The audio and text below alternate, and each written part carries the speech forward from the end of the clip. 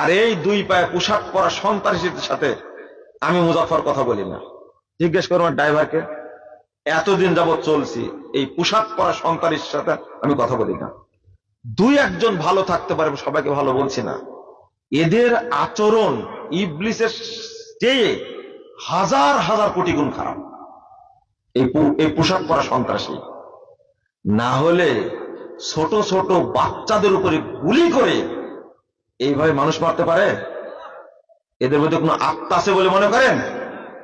আমি বহুদিন আগে বলেছি, যারা অপরাধী, এই প্রশাসনের যারা অপরাধী, সে সেনাবাহিনীর হোক, নৌবাহিনীর হোক, বিমান বাহিনীর হোক, র্যাবের হোক আর গোয়েন্দার হোক, সবাইকে একসঙ্গে সৌরদানের মাঠে একসঙ্গে ব্রাশ ফায়ার করে হত্যা করতে হবে।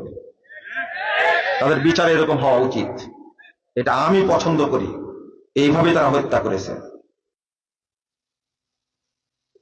এটা কখনো এদেরকে যদি বলেন মা জন্ম দিয়েছে, এটা বিশ্বাস হবে না।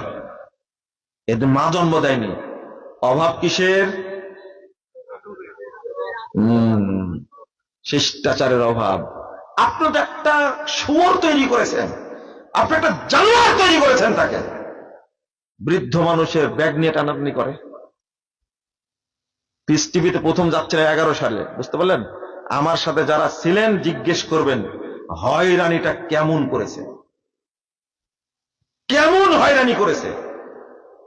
একজন মানুষকে দীর্ঘ 8টি বছর আয়না ঘরে রেখে যে নির্যাতন করা করেছে, 12 বছর কাউকে তো মেরেই ফেলে দিয়েছে, দেয়নি?